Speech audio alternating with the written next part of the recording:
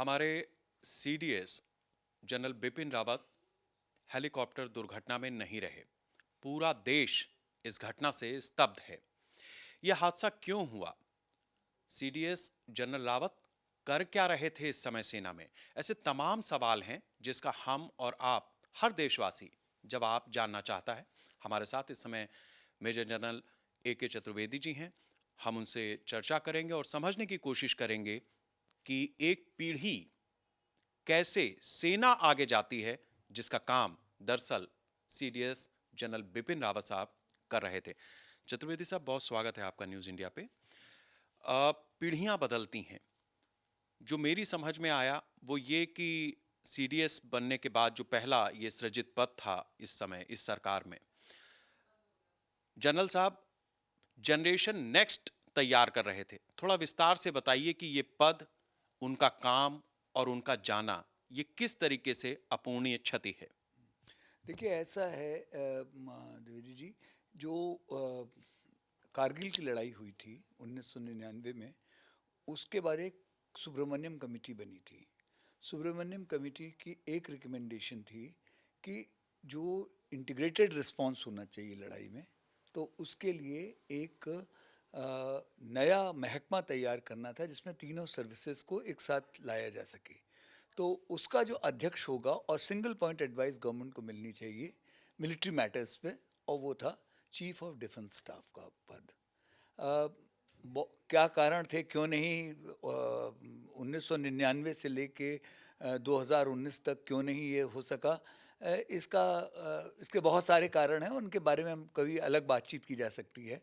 लेकिन 2019 15 अगस्त को माननीय प्रधानमंत्री जी ने लाल किले की प्राचीर से इसका उद्घोष किया कि हम लोग सीडीएस बनाने जा रहे हैं।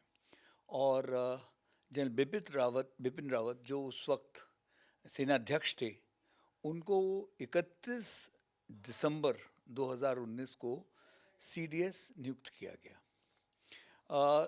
सबसे बड़ा इसमें क्या आवश्यकता थी कि हर देखिए, जैसे कि पूरा भारतवर्ष एक बड़ा डाइवर्स कंट्री है।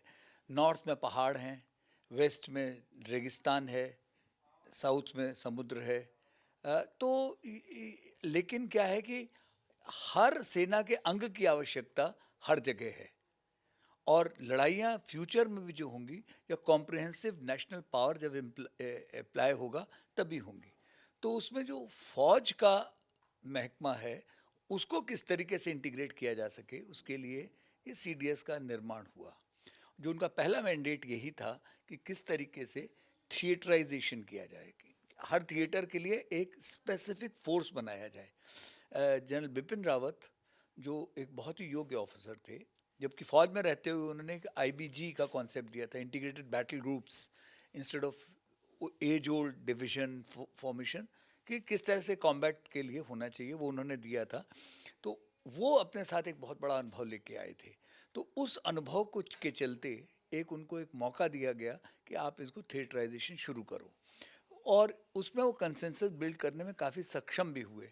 इसमें कुछ कुछ नए ऑर्गेनाइजेशंस क्रिएट हुए, जैसे स्पेस एजेंसी, जिससे जैसे कि एक स्पेशल फोर्सेस की एक डिवीज़न तैयार की गई। तो वो जो किए गए, वो सब के सब जो थे ट्राई सर्विस ऑर्गेनाइजेशंस थे। हमारे देश में एक ट्राई सर्विस का कमांड भी बन चुका है, जो कि अंडमान एंड निकोबार कमांड है, वो ट्राई सर्विस कमांड है। इसके अलावा स्पेशल जो स्ट्रेटेजिक फोर्स कमांड है, जो मिसाइल पे डिपेंडेंट है, वो भी एक इंटीग्रेटेड है। तो ये जो कार्यवाही चल रही थी, उस पे वो काम कर रहे थे, और जो एक फ्यूचरिस्टिक है। जब जहाँ तक जनरल रावत का प्रश्न है, वो एक उनकी योग्यता ऐसे आप आंक सकते हैं। एक तो पेडिग्री बहुत तगड़ी है, उनके फादर भी लेफ्टिनेंट जनरल थे, लेफ्टिनेंट जनरल लक्ष्मण सिंह रावत। और जो उसके बाद ये सेना से जब ये में हुए हैं, कमीशन हुए हैं, तो सोर्ड ऑफ ऑनर के साथ, सोर्ड ऑफ ऑनर उसको मिलता है जो बेस्ट ऑलराउंड कैडेट होता है, उस तरह से। और ये गुरखा राइफल्स में थे, गुरखा राइफल्स की 11 गुरखा राइफल्स, जो कि इंसिडेंटली जिसका हेडक्वार्टर यहाँ जो सेंटर है वो लखनऊ में ही है, उसकी 5वीं बटालियन से ये थे।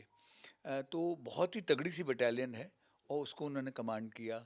उसके बाद उन्होंने मतलब अब बहुत ज़्यादा जानने की ज़रूरत नहीं है, लेकिन थ्री कोर आपको बताएं कि उनके जो दो बहुत बड़े कंट्रीब्यूशंस हैं जो कोई भूल नहीं सकता। 15-16, मुझे एग्जैक्ट डेट याद नहीं, 15 शायद था, 15 में एक म्यांमार से में कुछ ये थे कि जो इन नॉर्थ ईस्ट के इंसर्जेंट्स से भाग जाया करते थे, तो ये तब थ्री कोर कमांड कर रहे थे। तो इन्होंने लिया और उनको उनके घर में घुस के म्यांमार में जा कर के पहली मेजर सर्जिकल स्ट्राइक हुई थी जिसमें उनको ख़त्म किया गया था। दूसरा, जब ये सर्जिकल स्ट्राइक 2016 में हुई है सॉरी, तो उस वक्त भी ये वाइस चीफ थे। तो वाइस चीफ का उसमें बहुत बड़ा रोल होता है इंटीग्रेशन का। तो आपको जैसे मालूम है कि वो बहुत ही ब्रिलियंट ऑपरेशन था।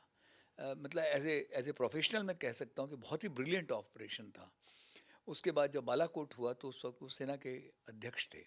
तो इस तरीके से जो एक एक फौजी जैसे होता है, इसके अलावा उन्होंने और भी बहुत सारे रिफॉर्म्स फौज में रहते हुए किए।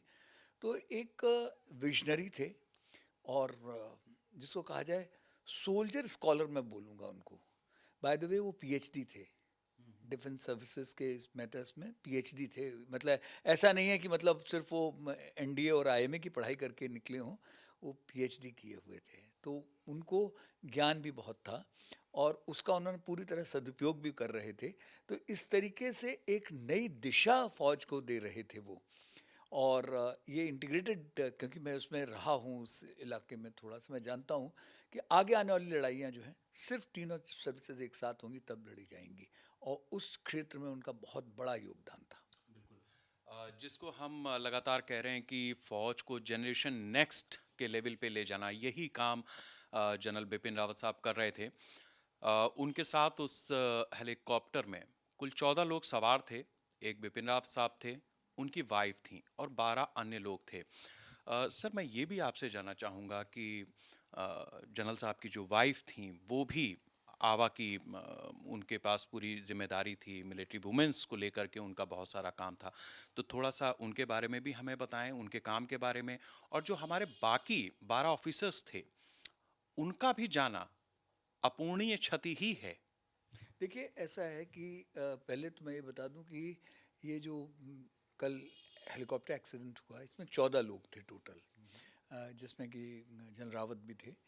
और उन 14 में से 4 जो थे वो एयरफोर्स के थे, 2 पायलट्स, उसके अलावा एक टेक्निकल स्टाफ 2 थे। तो वो 4, 2 जो जूनियर वारंट ऑफिसर्स थे, GW कहलाते हैं, वो जूनियर वारंट ऑफिसर्स थे, GWs।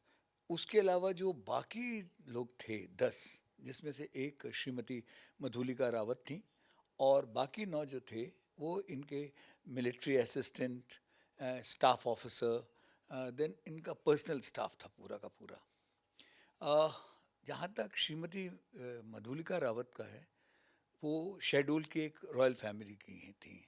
और जो सबसे बड़ी चीज़ थी कि नॉर्मली वो कम से कम इनके साथ ट्रैवल करती थी, लेकिन उनका एक सरकारी दायित्व होता है, आवा जिसको बोलते हैं, आर्मी वाइफ वेलफेयर एसोसिएशन। तो उसी का एक जो arm forces wife welfare association. तो जो जनरल रावत साहब इस वक्त जा रहे थे, वो जा रहे थे वेलिंगटन में डिफेंस सर्विसेज स्टाफ कॉलेज है, जहाँ के एक वो लेक्चर के लिए जा रहे थे। तो वहाँ पे एक सेंटर भी है, मद्रास रेजिमेंट सेंटर का, मद्रास रेजिमेंट का सेंटर भी है। तो उस तरीके से, क्योंकि वो एक tri service organisation, defence services staff college, तो उनका रोल बहुत महत्वपूर्ण हो जाता था, इसलिए श्रीमती रावत उनके साथ थी। और जहाँ तक उनका जो स्टाफ में थे, उसमें जो एक तो जो पायलट थे पृथ्वी सिंह चौहान साहब, वो यहीं उत्तर प्रदेश के ही हैं, आगरा के। और जिसको कहा जाए भदौरिया राजपूत चौहान है वो, तो चौहान है वो। और बहुत ही योग्य, वो 109 जो हेलीकॉप्टर यूनिट है उसके वो सीओ थे। तो बहुत ही एक्सपीरियंस के साथ, और इतना जो सीनियर आदमी को जब लेके चलते हैं तो उसमें ये प्रोटोकॉल है, अनरिटन प्रोटोकॉल ही है कि जो जो सबसे सीनियर पायलट होगा वही जाएगा। एक्सपीरियंस तो इसलिए वो थे। इनके जो मिलिट्री असिस्टेंट थे, ब्रिगेडियर लिडर, वो जम्मू एंड कश्मीर राइफल्स के हैं थे, और वो मेजर जनरल के लिए अप्रूव थे। वो भी एक बहुत ही योग्य ऑफिसर थे। उनके स्टाफ ऑफिसर उनकी अपनी रेजिमेंट के थे, हरजिंदर सिंह जी। और इस तरीके से उनका पूरा स्टाफ था उनके साथ। तो ये जो एक कॉम्बिनेशन है, ये लोग थे वहाँ पे। और जहाँ तक रोल का आपने पूछा आवा का, आवा जो है बेसिकली आवा या अफवा या नफवा, ये तीनों को मिला के उसके फिर आर्म फोर्सेस का ये होता है। ये क्या है कि आपको जैसे याद होगा कि पुराने ज़माने में एक जौहर की प्रथा थी। तो उसमें क्या होता था कि जिससे कि एक सिपाही को पीछे मुड़ के ना देखना पड़े कि उसके पीछे क्या हो रहा है, तो वो लोग जौहर कर देती थी महिलाएं। लेकिन आज के ज़माने में उसकी आवश्यकता नहीं, भारत एक सशक्त राष्ट्र है। लेकिन एक आवश्यकता ये ज़रूर है कि जो पीछे रह गए हैं उनका वेलफेयर कैसे हो। तो आर्मी वाइज वेलफेयर एसोसिएशन उस क्षेत्र में काम करता है। इसी तरह एयरफोर्स वाइज वेलफेयर एसोसिएशन होता है, और उसी का एक तीसरा जो होता है नेवल वाइफ वेलफेयर एसोसिएशन, कि ऑफिसर्स के साथ उनकी वाइफ्स का भी एक रोल होता है कि जवानों का एक उनके लिए किस तरह से उनका वेलफेयर किया जाए। क्योंकि बहुत से ऐसे जवान होते हैं जिनकी धर्मपत्नियां पढ़ी लिखी नहीं हैं, जवान आगे है, तो उनको किस तरह से मदद की जाए, उनको किस तरह से उनका विमेन एम्पावरमेंट किया जाए, बच्चों को कैसे आगे उनके एजुकेशन के बारे में किया जाए, किस तरह से उनको एम्पावरमेंट में कैसे उनको स्किल डेवलपमेंट की जाए। तो ये सब ये रोल होता है आवा का। तो आवा का एक बहुत ही इंपॉर्टेंट रोल है। इसीलिए आर्मी कमांडर ऑनवर्ड जो होते हैं, जो चेयरमैन आवा होती हैं, उनका स्टैच्यूटरी स्टेटस होता है। इस क्योंकि उनका स्टैच्यूटरी स्टेटस होता है, इसीलिए वो सरकारी एयरक्राफ्ट में ट्रैवल कर सकती हैं। वरना जो आर्मी कमांडर से नीचे के अधिकारी होते हैं, उनकी वाइफ्स ट्रैवल नहीं करती हैं। ये सिर्फ इसलिए क्योंकि उनका एक स्टैच्यूटरी स्टेटस है और उसमें वो मदद करती हैं। तो ये एक तरीके से एक ज़रूरी था। बहुत शुक्रिया चतुर्वेदी जी हमसे बात करने के लिए। इसमें कोई दो राय नहीं है कि जिस तरह का हादसा हुआ है उसको लेकर के पूरा देश गमगीन है। सेना के जो प्रोटोकॉल्स हैं उसके तहत हम देख रहे हैं कि तमिलनाडु से लेकर दिल्ली तक और सेना के अलग अलग हिस्सों में जो देश में कमान हैं वहाँ पर कार्यक्रमों का आयोजन किया जा रहा है, श्रद्धांजलि दी जा रही है। ये कार्यक्रम अपनी तरह से चलते रहेंगे। लेकिन जो सबसे बड़ी बात है कि हमारी आर्मी यानी थल सेना, वायुसेना, नौसेना, इन तीनों को मिला करके जो जनरेशन नेक्स्ट अगली तैयारी थी लड़ाई की, उसकी नींव रखने वाले जनरल बिपिन रावत साहब अब हमारे बीच नहीं हैं।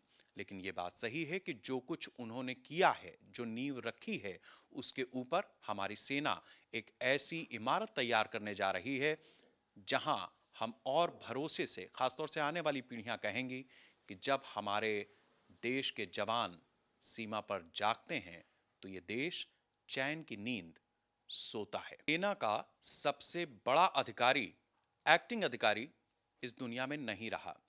भारत के लिए ये कितना बड़ा सवाल है, इसका अंदाजा इसी बात से लगाया जा सकता है कि ये सूचना दिल्ली पहुंचते ही खुद रक्षा मंत्री राजनाथ सिंह एक्टिव होते हैं और वो जनरल बिपिन रावत साहब के घर जाते हैं।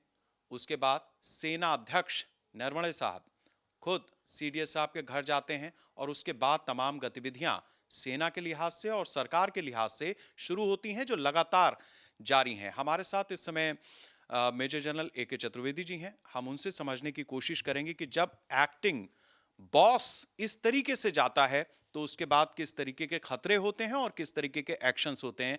सर, ये चीज सभी के जहन में, हर हिंदुस्तानी के, हमारा जब सबसे बड़ा सेना का अधिकारी चला गया इस दुनिया में, अचानक चला गया, तो अभी सेना कैसे परफॉर्म करेगी? क्या इस मौके का फायदा चाइना या पाकिस्तान कोई उठा सकता है? और हमारी सेना उनके बाद उनके साथ किस तरीके से तैयारी है? थोड़ा इस पे रोशनी डालें कि जो एक डर है, सेना का सबसे बड़ा अधिकारी चला गया, इसको कैसे देखें हम? देखिए, इसमें मैं इसको उत्तर को दो बार भाग में देना चाहूँगा। एक तो एक एक हिस्टोरिकल एक एनेक्डोट आपको बताता हूँ। 1964 में जब पंडित नेहरू की मृत्यु हुई थी, तो रामलीला मैदान में एक शोक सभा हुई थी, जिसमें तत्कालीन जो विरोधी ऑपोजिशन पार्टी के एक लीडर थे अटल बिहारी वाजपेयी जी, जो उन्होंने बोला था, उसमें एक जो लाइन है, पहले मैं उसको कोट करूँगा जिससे कि कॉन्टेक्स्ट मिलेगा। उनकी स्पीच में उन्होंने बाकी जो कुछ बोला, उन्होंने एक कहा था कि गोद सूनी है पर कोख नहीं। तो भारत माता बहुत मजबूत है। तो उसमें एक लड़के के जाने से, एक पुत्र के जाने से कुछ नहीं होगा।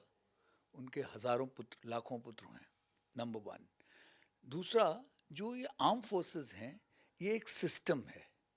इस सिस्टम में आज विपिन रावत जी थे, कल तक एक नई पीढ़ी आएगी और इनका जो सिलेक्शन प्रोसेस है वो बहुत ही ट्रांसपेरेंट है और बहुत सिस्टम से है कि जिसमें कि और हर स्टेज पे जैसे जैसे ग्रो करते जाते हैं ऑफिसर्स, उनको अगले रैंक के लिए तैयार किया जाता है। तो ऐसा अगर पाकिस्तान और चाइना को किसी तरह का कोई मुगालता है कि भाई एक तगड़ा ओपोनेंट चला गया तो अभी हिंदुस्तान क्या करेगा, ऐसा कुछ नहीं होगा। आप देखिएगा कि उतनी ही तेज़ी से मुकाबला होगा। इसमें एक मैं उदाहरण भी देता हूँ कि आप देखिए कि रावत साहब जो हैं 2019 में रिटायर हुए और उसके बाद नरवाने साहब आए। तो जो पिछली बार लद्दाख में हुआ कि जब हम कैलाश ऋषि पे पहुँच गए, वो एक ऐसा मास्टर स्ट्रोक था कि चाइना को भी समझ नहीं आया कि क्या करें। उनको पहली बार उनके इतिहास में विड्रॉ करना पड़ा। तो ये इसमें आप निश्चिंत रहिए, और आपके थ्रू मैं आपके दर्शकों को भी बताना चाहता हूँ, बिल्कुल निश्चिंत रहिए। फ़ौज में इतनी इंट्रिंसिक स्ट्रेंथ है, चाहे वो आर्मी हो, चाहे नेवी हो, चाहे एयरफोर्स हो, कि जो भी लीडर आएगा, फ़ौज एक साथ एकजुट मिलके काम करती है और उसमें नेतृत्व का विजन के लिए तो आगे के लिए तो महत्व है, लेकिन ये सोचना कि इससे कोई फ़र्क पड़ जाएगा, कुछ फ़र्क नहीं पड़ेगा। फ़ौज उतनी ही मजबूती से देश की रक्षा के लिए रहेगी तैयार। तो ये भारत माँ के सपूत हैं जो जब जागते हैं तो हम और आप, पूरा देश चैन की नींद सोता है। और हमारे एक पूर्व सेनाध्यक्ष का ये कहना भी रहा है कि अगर चैन से सोना है तो युद्ध के लिए तैयार रहो। भारत हर समय, हर घड़ी युद्ध के लिए तैयार है, फिर चाहे वो चीन हो या पाकिस्तान। ऐसे में देश के दुश्मन अगर किसी मुगालते में बैठे हैं तो उनका मुगालता अभी अभी चतुर्वेदी जी ने दूर कर दिया है।